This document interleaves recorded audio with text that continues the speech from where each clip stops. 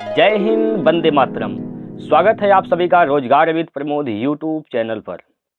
प्यारे साथियों, जैसा कि आप सभी लोग जानते हैं, हम लोग आरआरबी, एएलपी और टेक्नीशियन के लिए यहाँ पर मैथ का प्रैक्टिस करते हैं, ठीक है, जिसमें आपको टोटल 20 प्रश्न मिलते हैं। आप यानी 20 प्रश्न का प्रैक्टिस करते हैं, और जो कि दोस्तों यहाँ पर हर एक प्रश्न क्या होते हैं, प्रीवियस ईयर के होते हैं, ठीक है। क्योंकि हर एक एग्ज़ाम के लिए, चाहे कोई सा भी एग्ज़ाम है जिसकी आप तैयारी करते हैं, प्रीवियस ईयर की क्वेश्चन बहुत इंपॉर्टेंट होते हैं दोस्तों। प्रीवियस ईयर के आधार पर अगले एग्ज़ाम का पेपर सेट किया जाता है, तो आप लोग प्रीवियस ईयर क्वेश्चन ज़रूर लगाइए, ठीक है। तो चलिए, आज हमारा प्रैक्टिस नंबर 1 कौन सा है? तो आज हमारा प्रैक्टिस सेट दोस्तों यहाँ पर 15वां है, ठीक है। ये 15वां प्रैक्टिस सेट है। उम्मीद करता हूँ कि इसके पहले 14 प्रैक्टिस सेट हमने कराया है और आप लोगों ने देखा भी होगा, ठीक है दोस्तों। तो चलिए, आज आपके पहला क्वेश्चन आपके सामने लिया गया है, तो एक बार सभी लोग हमारे साथ जुड़ेंगे, और जितने भी कैंडिडेट रेलवे के हैं, आप सभी लोग इस वीडियो को लाइक करेंगे। जल्दी से आप लोग अटेंडेंस अपना लगाएंगे वीडियो को लाइक करके। चलिए भैया, कमेंट में आप लोग अपना आंसर लिखिएगा। आपको 30 सेकेंड का टाइम लेना है, ठीक है। 30 सेकेंड का टाइम लेना है। 30 सेकेंड में आपको सवाल को सॉल्व करके इसका आंसर कमेंट बॉक्स में पिन करने हैं। तो चलिए, पहला क्वेश्चन आपके सामने दिया गया है, एक बार सभी लोग इसको पढ़ेंगे। थोड़ा मैं इस क्वेश्चन को जूम कर देता हूं ताकि आप सभी प्यारे साथी इसको आराम से पढ़ पाएँ। चलिए, अब देखिए क्वेश्चन यहाँ पर दिया गया है। अब तो आपको क्वेश्चन दिख रहा होगा, एक बार क्वेश्चन ध्यान से आप लोग पढ़ लीजिए भैया। क्या कहा गया है, देखिए ये ऊपर तो बताया है इसके बारे में, ठीक है, निर्देश दिया गया है। क्वेश्चन नीचे से स्टार्ट है यहाँ पर। यदि 2009 में बेची गई बाइक की कुल संख्या कितनी है? 50,000 है। 2009 में कुल कितनी बाइक बेची गई हैं दोस्तों? तो 50,000 बाइक बेची गई हैं। तो पीले और लाल बाइक की तुलना में सफ़ेद बाइक की बिक्री किस संख्या से कम थी? ठीक है, यानी पीले और लाल जो बाइक बेचे गए हैं उसकी तुलना में सफ़ेद बाइक कितनी कम थी, यह आपसे पूछा गया है, ठीक है। सवाल आप लोग पढ़ लिए हैं। आइए, सवाल आप लोग पढ़ लिए हैं, तो अब हम थोड़ा सा जूम इन करते हैं दोस्तों, ठीक है। चलिएगा, अब आपके को सामने यहाँ पर क्वेश्चन फिर से यहाँ पर सेट कर दिए। चलिए, अब आपसे क्या पूछा गया है यहाँ पर, पीले और लाल की तुलना में सफ़ेद कितना कम बिका है। तो पीला कितना बिका है दोस्तों, आप लोग यहाँ पर देखे होंगे, पीला कितना बिका है, देख लीजिए आप लोग, पीला का कितना बिका है, पीला कितने परसेंट पे पहुंचा है। तो देख लीजिए यहाँ पर, ये जो है येलो वाला, ये लाइन दिया गया है येलो वाला, ठीक है। ये किस पर गया है दोस्तों, ये किस पर गया है, ये देखिए गया है किस पर, 10 पर। यानी पीला के लिए क्या है, 10%। पीला के लिए कितना, 10%। और रेड यानी लाल के लिए ये है, लाल वाला ये है दोस्तों, कितना, 20%।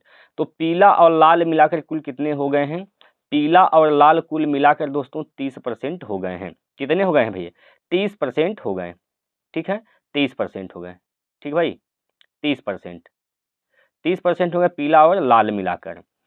और यहाँ सफ़ेद बाइक कितनी है, सफ़ेद का यहाँ पर दिया गया है दोस्तों, देख लीजिए, ये सफ़ेद वाला है, सफ़ेद के लिए कितना पहुँचा है, 25 पर, ठीक है। सफ़ेद के लिए कितना परसेंट है दोस्तों, 25% है। क्या इसमें कोई दिक्कत है? इसमें तो कोई दिक्कत नहीं होगा। अब देखिए, पीला और लाल की तुलना में सफ़ेद कितने परसेंट कम है, तो देखेंगे 5% क्या है दोस्तों, कम है। ये जो 50,000 दिया गया है, ये 100% का मान है।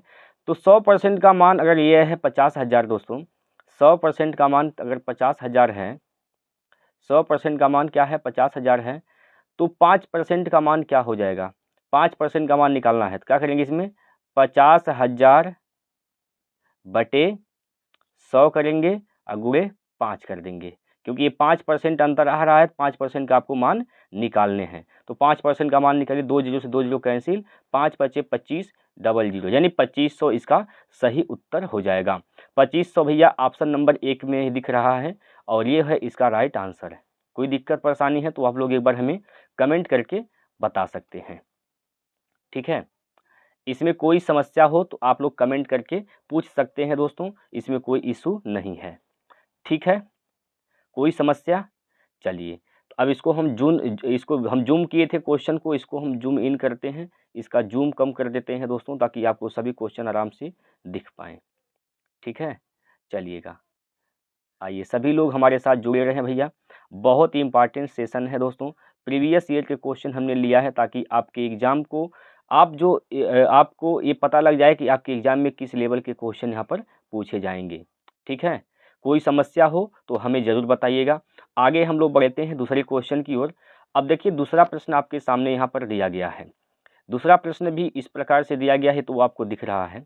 दूसरा प्रश्न आपको दिया गया है और इसमें क्या कहा गया है, देखिए भैया, इसमें बोला गया है 2001 से 2006 की अवधि के दौरान प्रतिवर्ष का औसत व्यय कितना है, निकटतम पूर्णांक में आपको बताने हैं।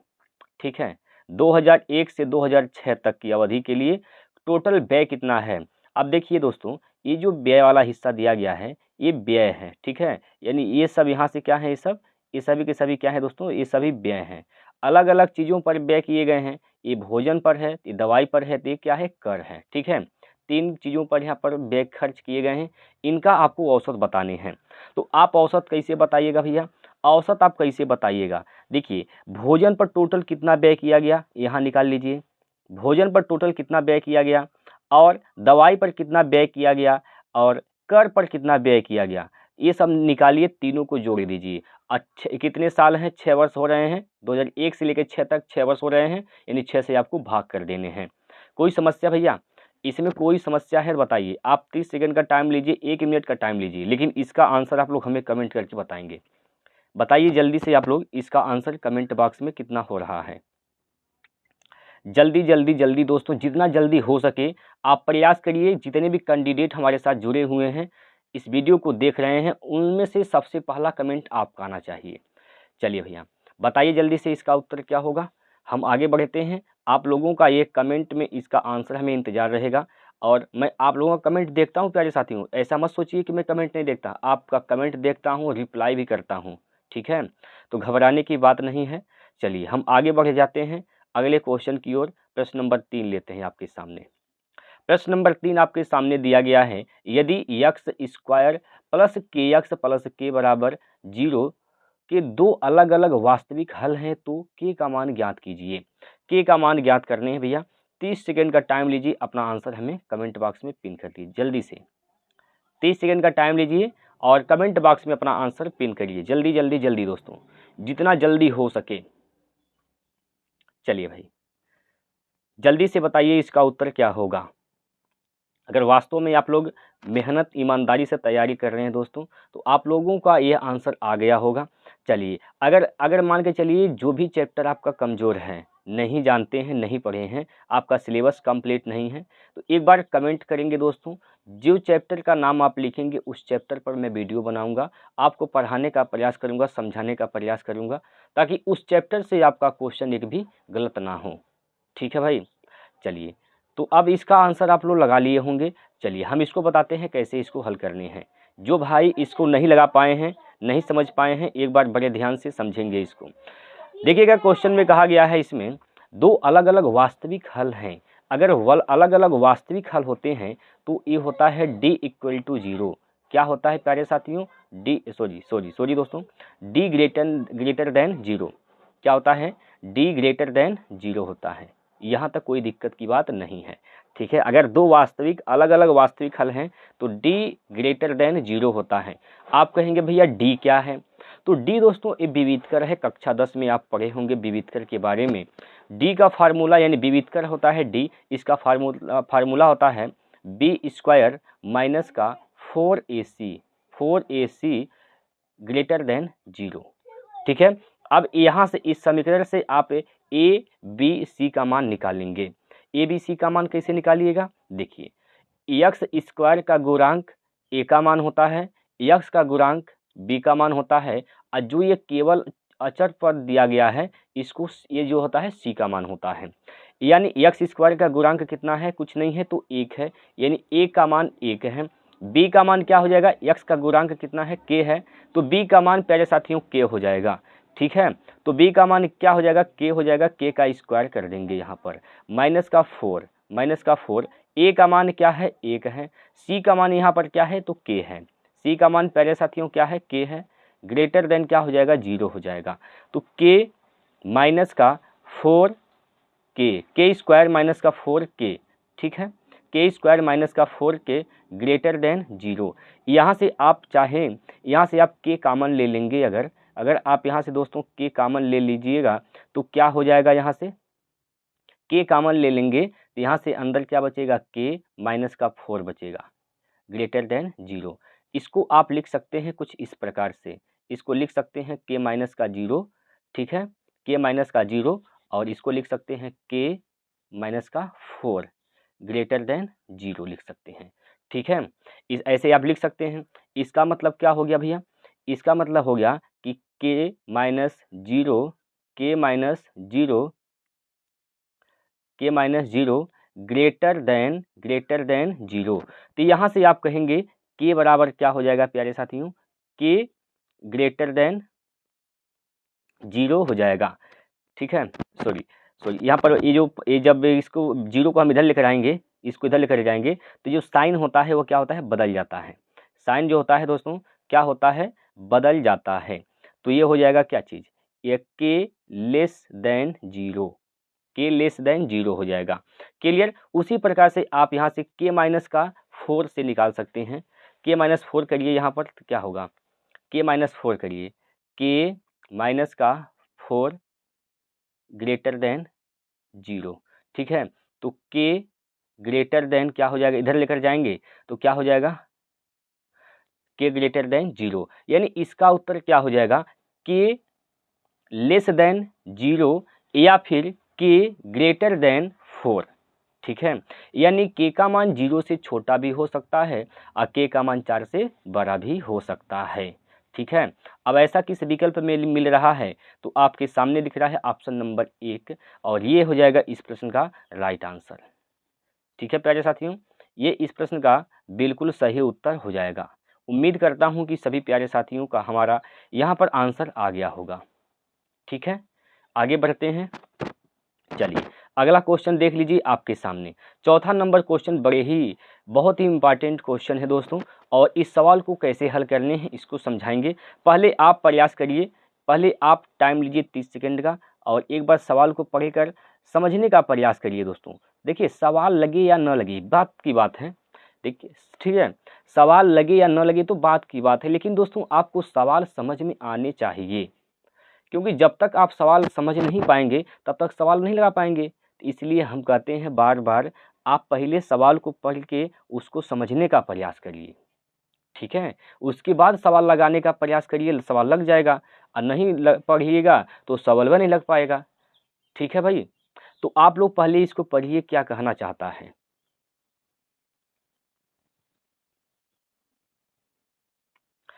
सवाल पढ़ लिए होंगे आप लोग। अब देखिए क्या करना है, इसमें समझ जाते हैं आपको। देखिए कहा है कितने धनात्मक पूर्णांकों के लिए एन क्यूब माइनस का 8n स्क्वायर प्लस का 20n माइनस 13 एक अभाज्य संख्या है। कितने धन पूर्णांकों के लिए, यानी n के मान कितने हो सकते हैं। अगर n के मान हम 0 रख दें दोस्तों, अगर मान के चलिए n का मान 0 रख देते हैं, तो n का मान 0 रखेंगे तो क्या हो जाएगा, 8 0 हो जाएगा, ये भी 0 ये भी 0, यानी n 0 रखेंगे तो इसका मान क्या हो जाएगा, माइनस का 13 आएगा। क्या आएगा दोस्तों, माइनस का 13 आएगा। ये धन पूर्णांक तो नहीं है, इसका मतलब n का मान हम 0 नहीं ले सकते हैं। अगर n का मान हम 1 रख दें दोस्तों, 1 रख दें, अगर n का मान 1 रख देते हैं तो n का मान अगर 1 रखेंगे तो यहाँ पर क्या हो जाएगा, n क्यूब के स्थान पर क्या रखेंगे, 1 रखेंगे, तो n 1 का क्यूब करेंगे तो 1, ठीक है। और यहाँ से माइनस का 8 और प्लस का 20, माइनस का 13। अब देखिए 13 और 8 21, 20 और 1 21, 21 माइनस 21 करिएगा तो 0 हो जाएगा। अगर n का मान आप 1 रखेंगे तो यहाँ से क्या आ रहा है, 0 आ रहा है। इसका मतलब इसको भी नहीं ले सकते हैं, क्योंकि देखिए ये जो 0 है यह एक अभाज्य संख्या नहीं है।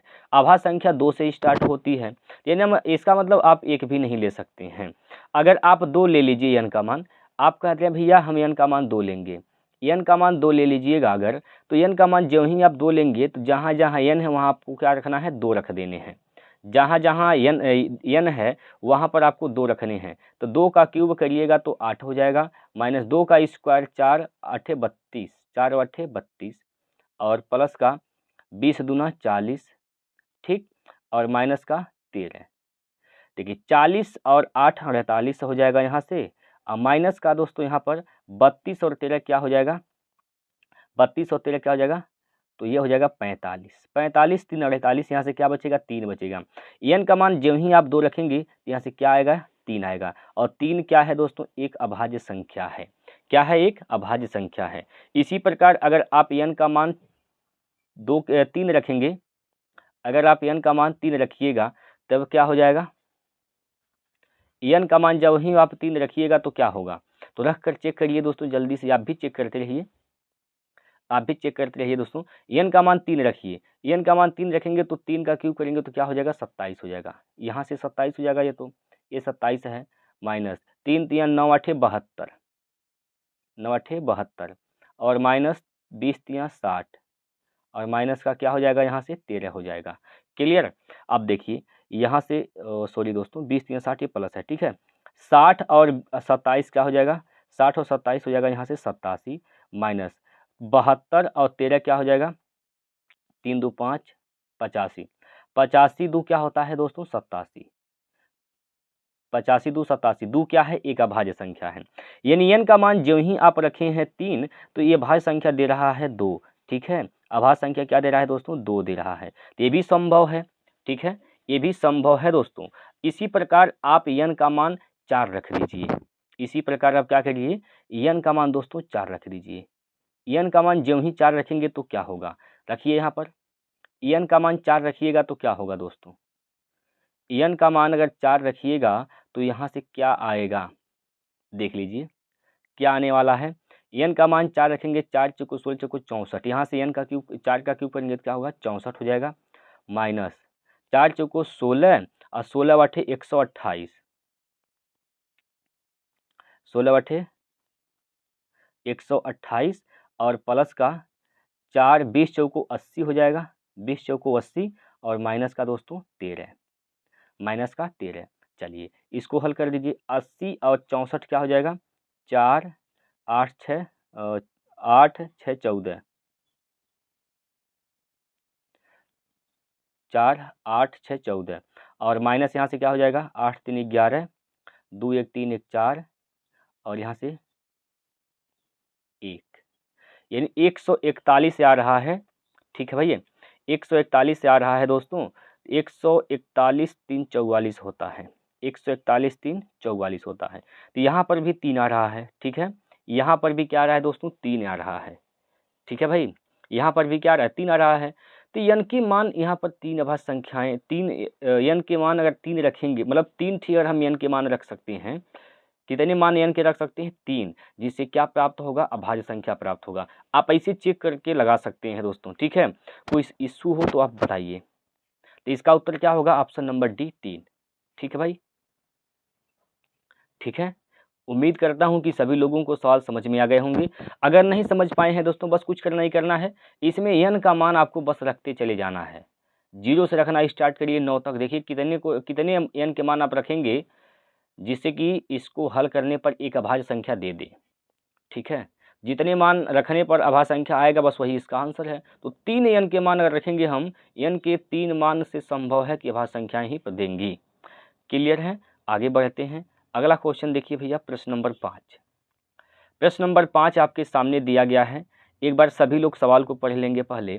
देखिए, यदि यदि x माइनस 3 से विभाजित होने पर x square plus A x plus B 22 शेष देता है, और x square plus B x plus A x minus 3 से विभाजित होने पर 24 शेष देता है, तो ए प्लस बी का मान बताइए क्या होगा। क्या पूछा गया है आपसे, ए प्लस बी का मान पूछा है। अब ऐसे प्रश्न तो रेलवे में बहुत ज़्यादा पूछे जाते हैं, और ये सवाल दोस्तों बहुत लंबा है, देखने में लग रहा है लंबा है लेकिन वास्तव में लंबा नहीं है, बस आपको तरीका आना चाहिए, ठीक है भैया। तरीका आपको अगर आ गया तो आप इस सवाल को चुटकियों में हल कर सकते हैं। देखिएगा कैसे, आप सवाल पढ़ लिए होंगे। यहाँ पर बोला गया है कि अगर x माइनस 3 से विभाजित होने पर, ठीक है, x square plus A x plus B 22 शेष देता है। अगर x square plus A x plus B को जब हम एक्स माइनस 3 से विभाजित करते हैं तो शेष क्या देता है, 22 देता है। तो देखिए आप, बस आपको एक्स माइनस 3 से विभाजित करना है तो इसको लिख सकते हैं एक्स माइनस 3 बराबर 0। ठीक, यानी एक्स बराबर क्या हो जाएगा, एक्स बराबर कहेंगे 3 है, यानी एक्स का मान आपको 3 रखने हैं। दोस्तों बात समझ गए आपको क्या करना है, एक्स का मान आपको 3 रखना है। ठीक है, एक्स का मान इस समीकरण में रखेंगे, किस समीकरण में, तो इस वाले समीकरण में एक्स का मान 3 रखिए। तो 3 जब ही रखेंगे तो आप क्या हो जाएगा, यहाँ से 3 का स्क्वायर दोस्तों 9 होता है, और प्लस का 3a और प्लस का b, जो शेष बचता है ये बराबर कर देंगे 22 के, 22 के बराबर हो जाएगा। जो शेष बचा इसको बराबर कर देंगे। ठीक है, अब देखिए यहाँ से 3a प्लस का b बराबर 9 को इधर लेकर आएंगे बराबर के दाएं साइड में, तो 22 में से 9 घट जाएगा, माइनस हो जाएगा, तो 13 9 22 होता है, यानी 13 बचेगा। ये समीकरण नंबर 1 हो जाएगा दोस्तों। ठीक है, इसी प्रकार आप इसको भी इसी प्रकार हल करिएगा। एक्स माइनस 3 से विभाजित करते हैं तो एक्स का मान क्या रखना है, 3 रखना है। इस समीकरण में 3 रखिए आप, इसमें 3 रखिए, तो एक्स का मान 3 रखेंगे, 3 3 9 हो जाएगा, 3 3 9, 3 3 9, और प्लस का 3b प्लस का 3b और प्लस का a बराबर, जो शेष बचता है उसको बराबर लिख देंगे। 24 शेष बच रहा है तो बराबर कर देंगे 24। ठीक है, तो ये हो जाएगा क्या, a प्लस का 3b बराबर 24 में से 9 घटा दीजिए, घटाएंगे तो क्या हो जाएगा, 9 इधर आएगा तो माइनस हो जाएगा, तो 24 में से 9 घटा दीजिए, 15 9 24 होता है, यानी क्या बचेगा दोस्तों, 15 बचेगा। ये समीकरण नंबर हो जाएगा 2, ये समीकरण नंबर 2 हो जाएगा। ठीक है, आपके सामने 2 समीकरण आ गए हैं, एक समीकरण नंबर 1 यहाँ पर है और समीकरण नंबर 2 यहाँ पर है। ठीक है, अब आपको एक्स और वाई सॉरी ए और बी के मान निकालने हैं। ए और बी का मान कैसे निकाला जाएगा, बड़े ध्यान से समझिएगा, आसान तरीका बताऊंगा, इसका ट्रिक है। देखिए, अगर ए का मान निकालना है तो ए वाले को ढक लेना है। अगर ए का मान निकालना है तो इस ए वालों को क्या करना है दोस्तों, ढक लेना है, ढक लीजिए। बाकी 15 बचा और यहाँ बी, ये जो बच रहे हैं इसमें भाई, ये जो बच रहे हैं इसमें और इसमें, इसका तिर्यक गुणा कर देंगे। 15 का गुणा बी वाले में करेंगे तो बी का गुणांक कितना है, 1 है, तो 15 1 कम 15 हो जाएगा, और 3 का गुणा यहाँ पर 13 में करेंगे, यहाँ पर क्या है बी में 3 है। ठीक है, यहाँ पर 13 13 3 39, तो आप क्या करिए 39 में से क्या करेंगे, अंतर लेते हैं हमेशा, 39 में से आप 15 घटा दीजिए, 39 में से 15 घटाइएगा तो क्या बचेगा, 9 में से 5 गया तो 4 बचेगा, और 3 में से 1 गया तो 2 बचेगा। बटे नीचे क्या लिखना होता है, जो ये बराबर में दिया है दोस्तों, बराबर में 13 है 15 है, इसको ढक लीजिए, इसको ढक लेंगे। बाकी इसका आप तिर्यक गुना करेंगे, इसका इधर इसका इधर, तो 3 का गुना 3 में करेंगे तो 9 हो जाएगा, 3 का 3 में करेंगे तो 9 हो जाएगा, और 1 का 1 में करेंगे तो 1 होगा। 9 में से 1 घटाएंगे तो क्या बचेगा दोस्तों, 8 बचेगा। 8 से भाग दीजिए तो क्या हो जाएगा, 3 8 3 24, यानी ए का मान दोस्तों यहाँ से 24 हो जाएगा। ए का मान क्या हो जाएगा दोस्तों, ए का मान तो यहाँ से 24 हो जाएगा। क्लियर है, इसी प्रकार आप बी का मान निकाल दीजिए। बी का मान निकालिएगा तो बी वाले को ढक लेंगे, इसको ढक लेंगे, इसको ढक लेंगे। बाकी 15 का गुना 3 में 15 3 45, और उसी प्रकार 13 का गुना 1 में तो 13 कम 13, तो क्या होगा, यहाँ से 5 में से 3 गया तो 2 बचेगा, और 4 में से 1 गया तो 3 बचेगा, 32 हो जाएगा। बटे नीचे 8 ही आना है, क्योंकि बराबर के दाएं साइड बराबर में जो दिया गया है, 13 15 को ढकेंगे, बाकी 3 गुना करेंगे तो 8 ही आएगा, तो हो जाएगा क्या, 8 चौको 32। ए प्लस बी का मान निकालना है, आप समझ गए होंगे क्या आएगा, ए प्लस बी का मान निकालना है। ए का मान क्या है 3, प्लस बी का मान क्या है दोस्तों 4, तो 4 + 3 क्या हो जाएगा दोस्तों, आपका सुंदर सा प्यारा सा जवाब होगा 7। क्या होगा आपका आंसर दोस्तों, 7 होगा। तो इसका उत्तर क्या है दोस्त, 7 इसका राइट आंसर है, ऑप्शन नंबर 1। कोई समस्या है तो आप लोग हमें बताइए। इसमें अगर तनिक सा भी आपको दिक्कत परेशानी महसूस हो रही है तो आप हमें कमेंट बॉक्स में बताइए। अगर आप नहीं समझ पाए हैं तो वीडियो एक बार फिर से देखिएगा। ठीक है, चलिए आगे बढ़ते हैं, अगला क्वेश्चन लेते हैं आपके सामने। प्रश्न नंबर 6 दोस्तों आपके सामने ले रहे हैं। देखिए, प्रश्न नंबर 6 आपके सामने यहाँ पर क्वेश्चन लिया गया है। इसमें क्या कहा गया, एक कक्षा में 12 लड़कों की परीक्षा में औसत अंक 16 था, जबकि कक्षा में 30 छात्रों का औसत अंक 18.1 था, तो लड़कियों का औसत अंक बताइए। क्या बताना है दोस्तों? लड़कियों का औसत अंक बताना है। अच्छा, कक्षा में लड़के कितने थे? 12। तो लड़कों का योग क्या हो जाएगा दोस्तों? 12 लड़के थे जिनका औसत क्या था दोस्तों? 16। तो लड़कों का योग यहाँ से हो जाएगा क्या? 12 छक 72 के 2 हासिल का 7, 12 एकम 12 7 19 192। लड़कों का योगफल क्या हो जाएगा? इनके अंकों का योग हो जाएगा दोस्तों 192। टोटल छात्र कितने हैं? स्टूडेंट, टोटल स्टूडेंट का औसत क्या हो जाएगा? औसत दिया है यहाँ पर 18.1 और टोटल स्टूडेंट क्या है? 30 हैं। तो स्टूडेंट का योगफल क्या हो जाएगा? टोटल स्टूडेंट के अंकों का योगफल क्या हो जाएगा? 30 हैं स्टूडेंट, 30 छात्र हैं, 30 स्टूडेंट यानी 30 छात्र का मतलब ये हो गया इसमें लड़के भी हैं और लड़कियां भी हैं। तो इसका औसत क्या है? 18.1 है दोस्तों, 18 क्या है? 1 है। बस इसको हल करिए तो क्या हो जाएगा? यहाँ से देखिए 0 होगा, 0 होगा, ठीक है भाई, 0, ठीक। 3 एकम 3 और 3 बटे 24 के 4 हासिल का 2, 3 एकम 3 2 5। देखिए 3 एकम 3 और 3 अठे 24 हासिल का 2 और 3 एकम 3 2 5। दशमलव एक स्थान पर लगाएंगे तो यहाँ पर दशमलव लगेगा तो 0 खत्म हो जाएगा दोस्तों, 0 का वैल्यू खत्म हो जाएगा, ठीक है। दशमलव लगाएंगे 0 का वैल्यू क्या होगा? खत्म हो जाएगा। बस घटा दीजिए। देखिए टोटल लड़के कितने थे? 12। टोटल लड़के कितने थे? 12 थे। टोटल छात्र कितने थे मिला के? लड़के लड़की मिला के 30 थे। तो इसमें लड़कियों की संख्या क्या हो जाएगी? गर्ल कितने हो जाएंगी दोस्तों? बस घटा दीजिए। गर्ल जितने भी होंगे, कितने भी होंगे गर्ल, गर्ल कितने होंगे भाई? 12 इसमें लड़के थे, टोटल छात्र थे 30। तो गर्ल यानी लड़कियां कितनी हैं? तो लड़कियां दोस्तों कितनी हैं? लड़कियां हो जाएगी 18। लड़कियां क्या हो जाएंगी? 18। तो इन 18 लड़कियों का औसत इन 18 लड़कियों का योगफल क्या हो जाएगा? अंकों का योगफल। तो 543 में से घटाएंगे क्या? 192। तो 1 बचेगा, 14 में से 9 घटाइए 5 बचेगा, 14 में से 9 घटाइए 5, 4 में से 1 घटाएंगे 3, यानी 351। अब इसको भाग देना है आपको किससे? 18 से। 18 से भाग देना है क्योंकि इसमें पूछा है लड़कियों का औसत अंक क्या है, तो लड़की कितनी है? 18 हैं। तो 18 से भाग दीजिए, 18 एकम 18, 15 में से 8 गया बचेगा क्या? 7। 2 में से 1 गया तो बचेगा 1 और 1 उतारेंगे। अब कितनी बार जाएगा दोस्तों? 9 बार जाएगा, ठीक है। 8 9 72 के 2 हासिल का 7, 9 एकम 9 7 16, 162 हो जाएगा। घटाइए यहाँ से, 11 में से 2 गया तो बचेगा दोस्तों 9 और यहाँ से 0 0 सब कट जाएगा, ठीक है, सब 0 हो जाएगा।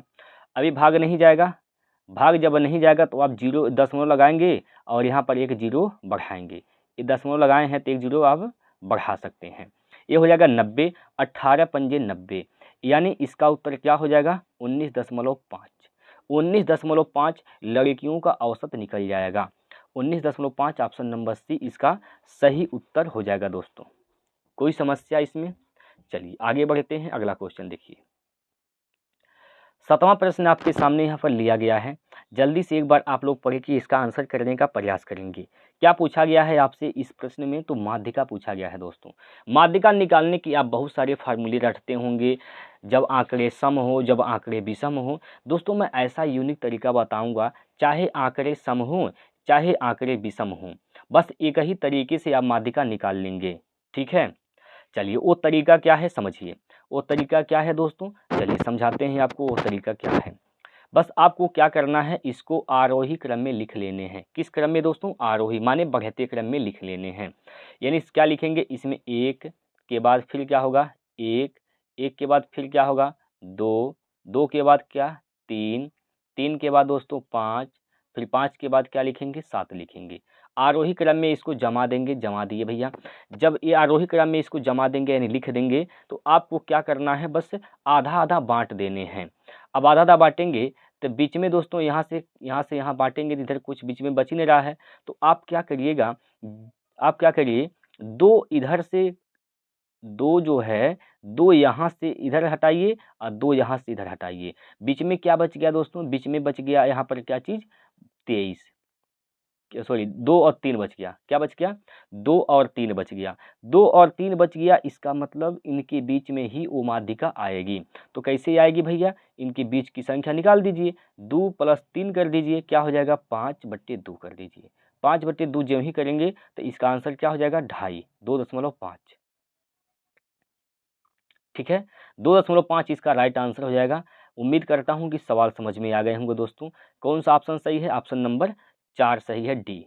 क्लियर है भैया? कोई समस्या? माध्यिका निकाल लेंगे। अगर माध्यिका निकालने हैं तो क्या करने हैं आपको? सबसे पहले जो भी संख्या दी गई है उसको आरोही क्रम में लिखेंगे, बस बीच की जो संख्या होती है वही माध्यिका हो जाएगी। ठीक है भैया, कोई समस्या है? चलिए आगे बढ़ते हैं, अगला क्वेश्चन देखिए। प्रश्न नंबर यहाँ पर आ गए हैं हम 8वें पर। प्रश्न नंबर 8 आपके सामने है प्यारे साथियों। जल्दी से इसको हल करके बताइए इसका उत्तर क्या होगा। जल्दी से बताइए इसका उत्तर क्या होगा। क्या कहा गया है? साथी ने प्रति वर्ष 8% साधारण ब्याज का वादा करने वाले बैंक में 825 रुपये जमा किए।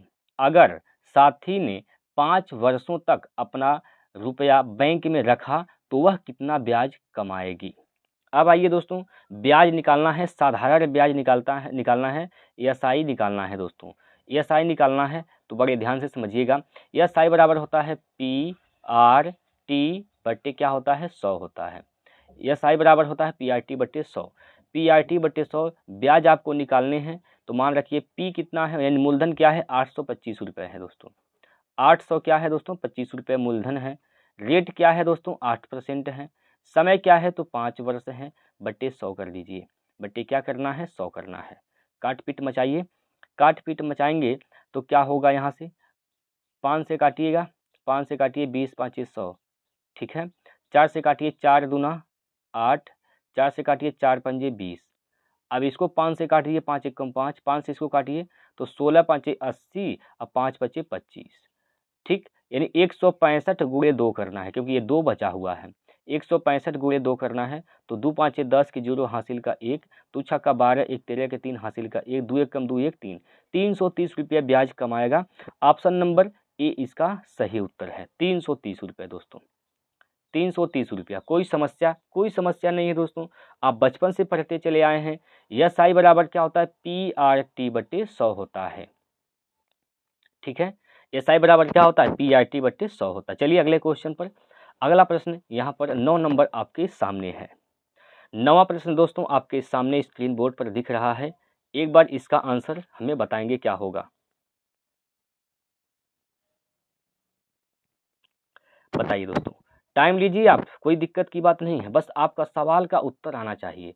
30 सेकेंड आपके पास टाइम है, 40 सेकेंड ले लीजिए, 1 मिनट ले लीजिए दोस्तों। लगाने में 1 मिनट टाइम लीजिए, बस एक ही बार तो समय लगेगा, दोबारा जब आप सीख जाएंगे तो कहाँ समय लगेगा। ठीक है, तो शुरुआत में हड़बड़ी मत करिए, आराम से सवाल लगाइए, समझ कर लगाइए। चलिए, क्या कहा गया है? 7 सेंटीमीटर की भुजा वाले एक ठोस घन से 7 सेंटीमीटर लंबाई और 3 सेंटीमीटर ऊंचाई की एक शंक्वाकार भाग को बाहर निकाला जाता है। शेष ठोस का आयतन बताइए क्या होगा। देखिएगा, बड़े ध्यान से समझिएगा दोस्तों सवाल को। आइए समझाते हैं। एक क्या है दोस्तों? एक आप यहाँ पर शंकु है, सॉरी, एक क्या है यहाँ पर? 7 सेंटीमीटर का क्या है दोस्तों? ठोस घन है। एक 7 सेंटीमीटर का क्या है दोस्तों? ऐसे एक ठोस यहाँ पर घन दिया गया है, ऐसे घन दिया गया है। 7 सेंटीमीटर इसका भुजा है, यानी हर एक साइड क्या है? 7 सेंटीमीटर की है। अब इसी घन से एक क्या किया जाता है? 3 सेंटीमीटर त्रिज्या और 7 सेंटीमीटर ऊंचाई की लंबाई की क्या निकाला जाता है? एक शंकु निकाला जाता है। तो जब निकाल देंगे 7 सेंटीमीटर लंबाई और 3 सेंटीमीटर त्रिज्या का एक शंकु, तो बाकी तो इसमें कुछ हिस्सा बचेगा, कुछ हिस्सा तो बचेगा। तो जो हिस्सा बच रहा है बस उसका क्षेत्रफल पूछना चाहता है। तो क्या करिएगा आप? देखिए, इसका मान कैसे निकालेंगे? जो यहाँ पर घन दिया गया है, घन का आयतन निकालिए। घन के आयतन में से आप शंकु का आयतन घटा दीजिए, यानी ए क्यूब घन, शंकु घन का आयतन क्या होता है? ए क्यूब, और घन का आयतन क्या, सॉरी दोस्तों, घन का आयतन होता है a³ शंकु का आयतन क्या होता है 1/3 पाई r स्क्वायर h होता है। इसको घटा देंगे। a का मान क्या है, भुजा कितनी है 7 सेंटीमीटर, तो 7 का क्यूब करेंगे तो 343 हो जाएगा दोस्तों। 343 यहाँ से हो जाएगा माइनस 1/3 गुणे पाई का मान होता है 22/7 22/7 गुणे आर का मान, त्रिज्या कितनी है दोस्तों, त्रिज्या 3 सेंटीमीटर है, तो 3 गुणे 3 करेंगे, 3 गुना 3 गुणे एच क्या है 7 सेंटीमीटर, एच क्या है दोस्तों 7 सेंटीमीटर। बस इसी को हल करना है। देखिए 3 और 7 से 3 और 7 यहाँ पर कैंसिल हो जाएगा, ठीक है। 22 से 3 66 हो जाएगा, तो बस 343 में से आप 66 घटा दीजिए, तो 66 घटाइए क्या बचेगा, 13 में से 6 गया तो बचेगा 7, और 13 में से 6 गया तो बचेगा 7, 3 यहाँ से 2 बचा है दोस्तों 277 सेंटीमीटर घन सेंटीमीटर, 277 घन सेंटीमीटर।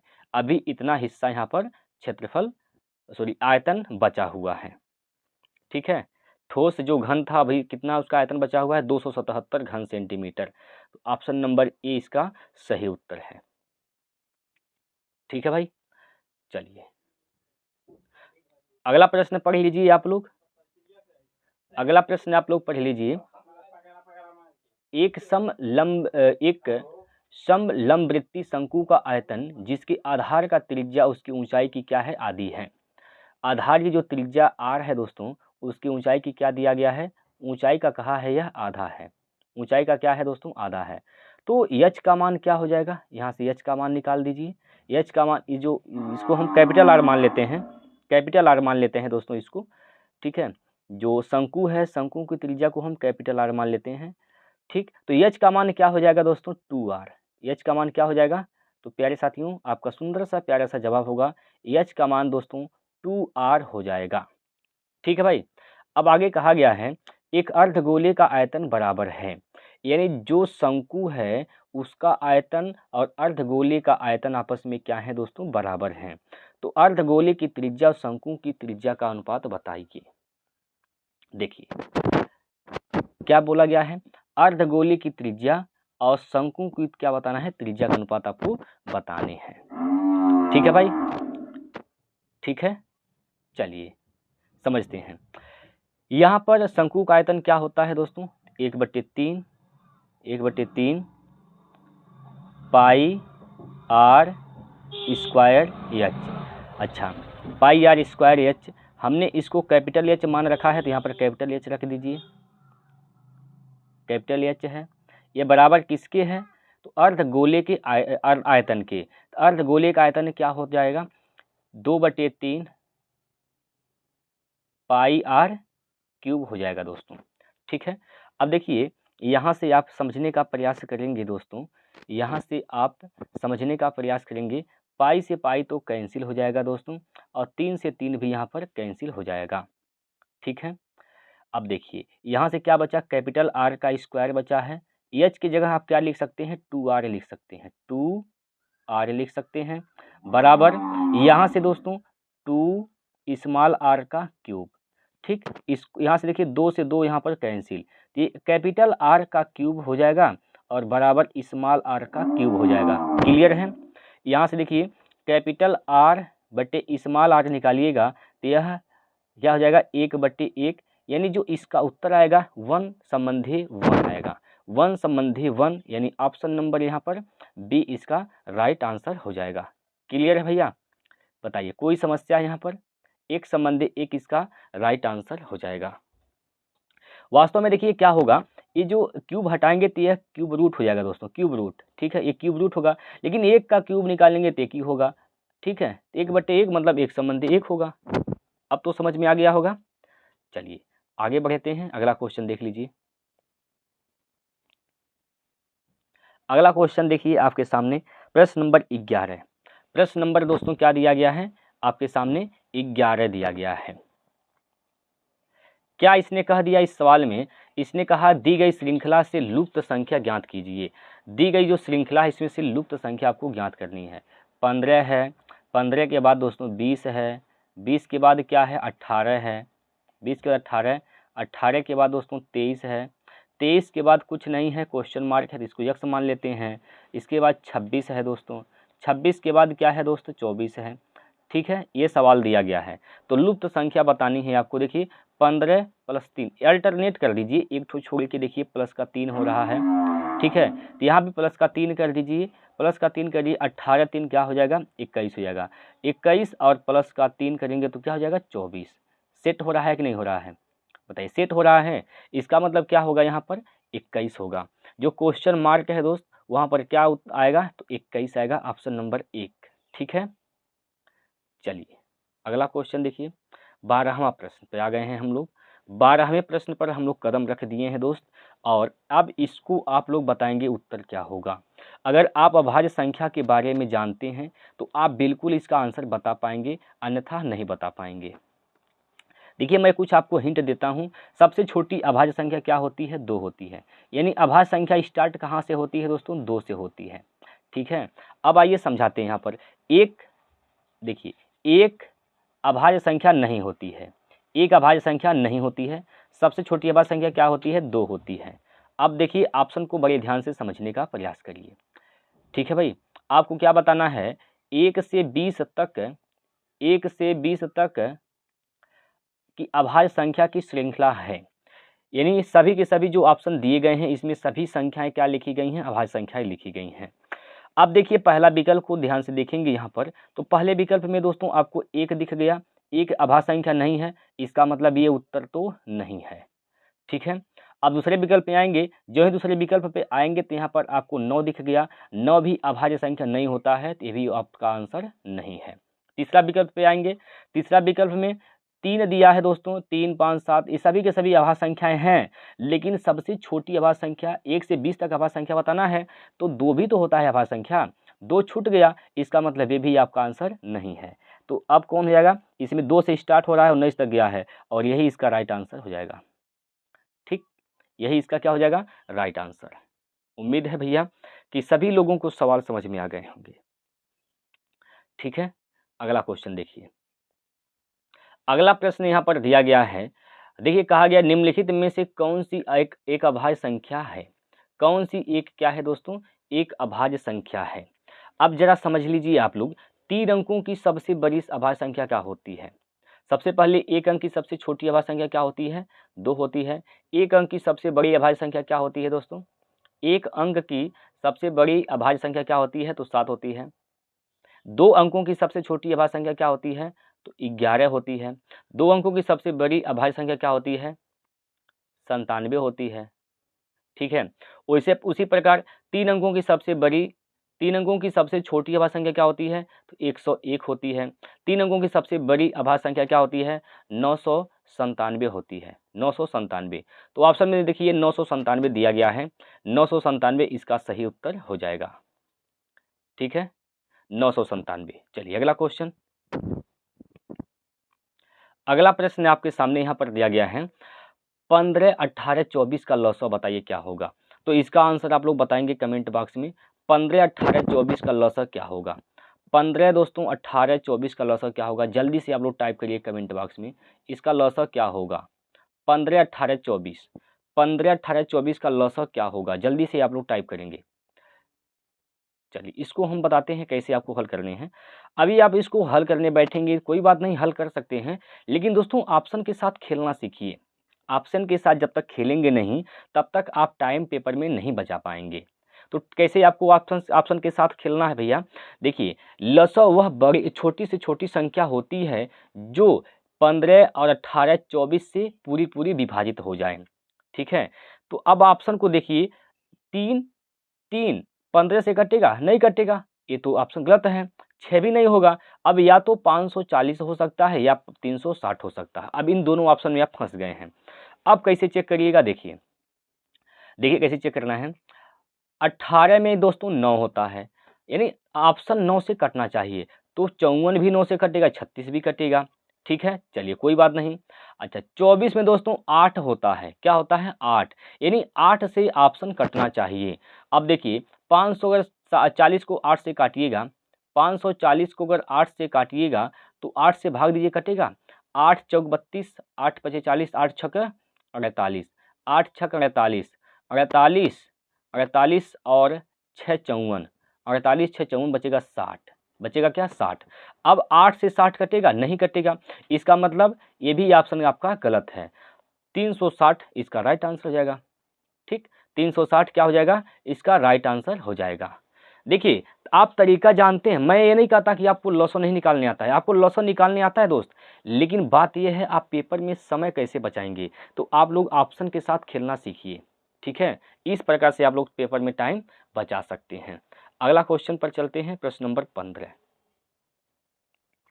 प्रश्न नंबर 15 में यहाँ पर दिया गया है दोस्तों, आयाती ने 13% हानि पर एक वस्तु बेची, यदि उसने इसे 49 रुपये अधिक में बेचा होता तो उसने 22% लाभ कमाया होता। 30% लाभ प्राप्त करने के लिए वस्तु का विक्रय मूल्य ज्ञात कीजिए। देखिए दोस्तों क्या हुआ है, आयाती ने पहले 13% की हानि पर बेचा है, फिर कह रहा है कि 19 रुपये अधिक में बेचा होता तो उसे 22% का लाभ होता। अब यही टर्म आपको समझना है, यहाँ पर क्या है, पहले हानि, पहले क्या है दोस्तों, हानि है, फिर क्या है, लाभ है। यानी मान के चलिए कोई वस्तु का दाम क्या था, 100%, भाई कोई भी वस्तु है उसका दाम क्या है, 100% होता है। इसको एक बार बेचा कितने में, 13% के हानि पर, 13% के हानि पर बेच दिया, तो इसका मतलब बेचा कितने में दोस्तों, बेचा कितने में, 87 रुपये में, मतलब 87% पर, 87% पर यहाँ पर बेचा गया। ठीक है, ठीक है।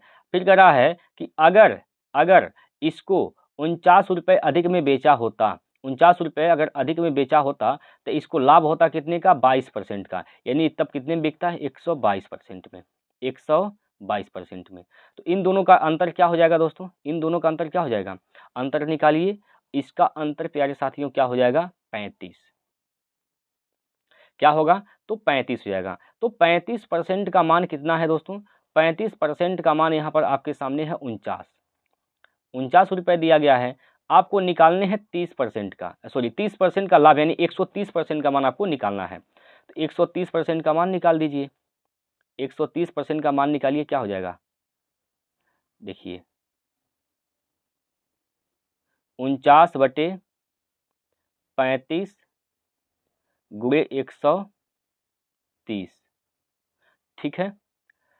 7 से काटिए, 7 5 35, 7 7 49, 5 से काटिए, 5 दूनी 10, 5 6 30, यानी 7 गुणे 26, 7 6 42, इकाई अंक 2 आएगा, इकाई अंक 2 आएगा पूर्णांक में आएगा दोस्तों, बस एक ही ऑप्शन में है, ऑप्शन नंबर सी, 182 इसका राइट आंसर है।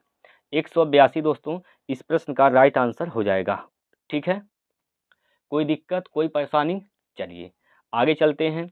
प्रश्न नंबर यहाँ पर आ गया है आपके सामने 16। प्रश्न नंबर दोस्तों आपके सामने क्या है, तो यहाँ पर प्रश्न नंबर 16 आपके सामने दिया गया है। देखिए एक पिता और उसके पुत्र की वर्तमान आयु का योग क्या है, 60 वर्ष है। 6 साल पहले पिता की आयु उसके पुत्र की आयु का 5 गुनी थी, 6 वर्ष बाद पुत्र की आयु क्या होगी। अब देखिए ऑप्शन से खेलना सीखिए दोस्तों, लगाने की बात नहीं, लगाने को आप लगा लेंगे, एक्स वाई मान के लगा लेंगे, कोई डाउट नहीं है, लेकिन ऑप्शन से आप कैसे लगाइएगा इसको समझिए।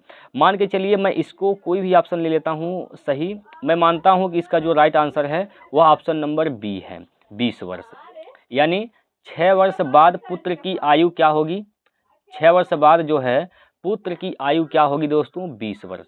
देखिए 2 लोग हैं इसमें, एक पिता है, पिता है और कौन है दोस्त, पुत्र है, पिता है और पुत्र है। 6 साल बाद, 6 साल बाद पुत्र की आयु क्या है दोस्तों, तो 20 वर्ष है। तो 6 साल पहले क्या होगा, तो 6 साल पहले इसका पुत्र की आयु क्या होगा, 14 साल। ठीक है, करेक्ट, 6 साल पहले पिता की आयु पुत्र की आयु का क्या था, 5 गुना था, तो पिता कितना रहा होगा, 14 5 70, 6 साल, सॉरी दोस्तों, सॉरी यहाँ पर गलती हो गया है, थोड़ा सा मिस्टेक ये हो गया।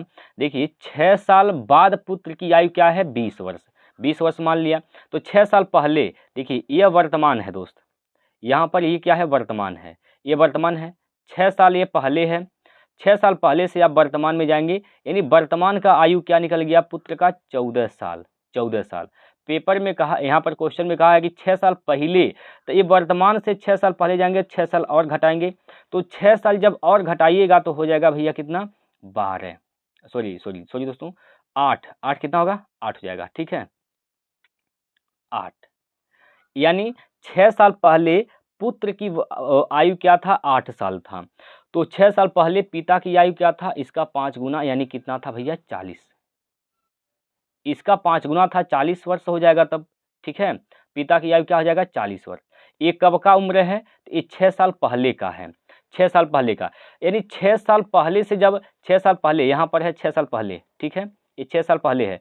अब यहाँ से 6 साल जब आगे जाएंगे तो वर्तमान में पहुँचेंगे, ये वर्तमान है दोस्तों, ये वाला जो लाइन दिख रहे हैं गाढ़ा सा काला, ये वर्तमान है। यहाँ से जब आप 6 साल जब आगे बढ़िएगा तो वर्तमान में पहुँचिएगा, तो पिता की वर्तमान आयु क्या हो जाएगी, +6 कर दीजिए इसमें, तो क्या हो जाएगा, कितना होगा, 46, यानी पिता की वर्तमान आयु क्या हो जाएगी दोस्तों, 46, और पुत्र की वर्तमान आयु क्या है, 14 है।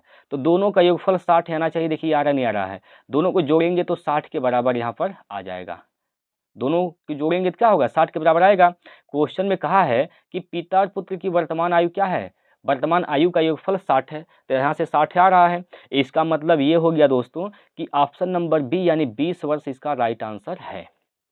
क्लियर है, कोई डाउट इसमें, बताइए, आगे बढ़ते हैं, समझ में आ गया होगा, नहीं समझे हैं तो एक बार फिर देखिएगा। देखिए अगला क्वेश्चन आपके सामने इस प्रकार से दिया गया है, एक संख्या को 3 संबंधी 2 के अनुपात में विभाजित किया गया था, जब 8 को प्रत्येक में जोड़ा गया तो अनुपात 7 संबंधी 5 हो गया, दो संख्याओं में बड़ी संख्या बताइए। देखिए 2 संख्याएं थी, एक संख्या 3 और 2 के अनुपात में थी, जब प्रत्येक में 8 जोड़े दिया गया, इसमें भी 8 जोड़ा गया, इसमें भी 8 जोड़ा गया, इसमें भी 8 जोड़े हैं, इसमें भी 8 जोड़े हैं, तो जोड़े हैं तो क्या हो गया भैया, 7 संबंधी 5 हो गया, 7 संबंधी यहाँ पर 5 हो जाता है, ठीक है। तो कैसे निकालिएगा भैया, यहाँ से देखिए इसको हम यहाँ से तिर्यक हल करेंगे, लड़ाई कंसेप्ट लगाएंगे दोस्तों, लड़ाई कंसेप्ट। देखिए क्या करते हैं, 3 का गुना 5 में 3 5 15, 7 का गुना 2 में 7 दूनी 14, 15 14 का अंतर क्या हो जाएगा, 1, अनुपात बराबर।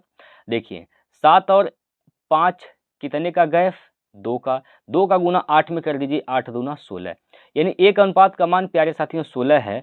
तो पूछा है कि 2 संख्याओं में बड़ी संख्या बताइए, तो बड़ी संख्या इसमें क्या है दोस्तों, 3 है, तो 3 अनुपात का मान निकाल दीजिए, 3 गुना कर दीजिए, 16 3 48 इसका राइट आंसर है, 16 3 48, ठीक है, ठीक है भाई, बताइए सभी लोग एक बार कमेंट बॉक्स में बताएंगे, कोई दिक्कत कोई समस्या, अगर आपको सवाल समझ में आ गए हैं दोस्तों तो एक बार हमें कमेंट बॉक्स में वाई टाइप करके बताएंगे, सभी लोग कमेंट में वाई टाइप करेंगे अगर सवाल समझ में आ गया है तो, ठीक है। आगे बढ़ते हैं, अगला क्वेश्चन देखिए, प्रश्न नंबर यहाँ पर आ गया है और ये प्रश्न नंबर है भैया 18, प्रश्न नंबर 18 है दोस्तों आपके सामने, प्रश्न नंबर 18 दोस्त आपके सामने है। चलिए ये जो है सवाल, ये बहुत ही लाजवाब सवाल है और ये सिंप्लीफिकेशन का सवाल है दोस्तों, तो मैं चाहता हूं कि इसका आंसर आप लोग हमें बताएंगे कमेंट करके कि इसका उत्तर कितना ला रहे हैं आप सभी लोग, आप सभी प्यारे साथियों का उत्तर कितना रहा है कमेंट बॉक्स में आप लोगों का मैं उत्तर जानना चाहता हूं, ठीक है भैया। चलिए जल्दी से बताइए क्या होगा इसका उत्तर। चलिए अगला क्वेश्चन लेते हैं, प्रश्न नंबर यहाँ पर 19, प्रश्न नंबर 19, इस 19वां प्रश्न क्या कह दिया भैया, 19वां प्रश्न एक बार सभी लोग पढ़ेंगे, 30 सेकंड का टाइम लीजिए, जल्दी से पढ़िए, पहले सवाल को पढ़ के समझिए क्या कहना चाहता है, 30 सेकंड का टाइम आपके पास है, इस 30 सेकंड में सवाल को पढ़ के समझ लीजिए पहले इस सवाल का मतलब क्या है, क्या कहना चाहता है सवाल। देखिए पढ़ लिए होंगे, कहा गया इसमें 10 लोग मिलकर 12 दिन में एक दीवार का निर्माण कर सकते हैं, के लोग मिलके 10 लोग मिलके 12 दिन में एक दीवार को क्या करते हैं, बना सकते हैं, इनकी क्षमता क्या है, एक की क्षमता से काम कर रहे हैं, ठीक है, ये दीवार बना सकते हैं, ठीक। कह रहा कि 6 लोग प्रत्येक पहले समूह के लोगों की तुलना में केवल आधी कुशल हैं, के लोग हैं, 6 लोग हैं, पहले की समूह की तुलना में कुशलता आधा है। पहले 1 की क्षमता से काम कर रहे थे, अब 1/2 की क्षमता से काम कर रहे हैं। तो ये कितने दिन में काम को समाप्त कर देंगे? x दिन में। काम को कितना भाग करना है भैया? 3/5 हिस्सा करना है। जो काम होता है उसको नीचे लिखते हैं। तो ये 5 चला जाएगा ऊपर, 5 यहाँ पर चल जाएगा ऊपर, यानी 5 यहाँ से क्या हो जाएगा? खत्म। ठीक, यहाँ से 5 हो गया दोस्तों खत्म। ठीक है, देखिएगा, इसको काटिए आप, 6 से काटेंगे, 6 दूनी 12। ठीक, 5 से काटिए, 5 दूना 10। ठीक है भैया, 5 दूनी 10। अब गुणा कर दीजिए, यहाँ से क्या हो गया? 2 दूनी 4 बराबर, यहाँ से क्या बचा? x/6। तो x का मान क्या हो जाएगा दोस्तों? 6 चौको 24 बटे करके 3 गुना कर देंगे, इसका इधर इसका इधर। एक का मान क्या हो जाएगा? x का मान क्या हो जाएगा? 6 चौको 24। कितना होगा दोस्तों? 24। यानी कितने मजदूर की आवश्यकता है, सॉरी कितने दिन लगेंगे? 24 दिन का समय लगेगा। 24 दिन, इसका सही उत्तर है ऑप्शन नंबर 1। ठीक है भैया, 24 दिन इसका सही उत्तर है ऑप्शन नंबर 1। चलिए अगला क्वेश्चन देखिए, और ये आज का लास्ट क्वेश्चन है दोस्तों। बहुत ही इंपॉर्टेंट प्रश्न है आपके सामने, लास्ट प्रश्न, 20वां प्रश्न। चलिए, सबसे पहला काम है आपका कि आपको सवाल को बड़े ध्यान से पढ़ना है। सवाल को दोस्तों बहुत ध्यान से आराम से पढ़ना है आप सभी को। चलिए सवाल को पढ़ लीजिए पहले। मोनिका के पिता की उम्र 38 वर्ष थी। एक मोनिका नाम की लड़की है यहाँ पर। ठीक है भैया,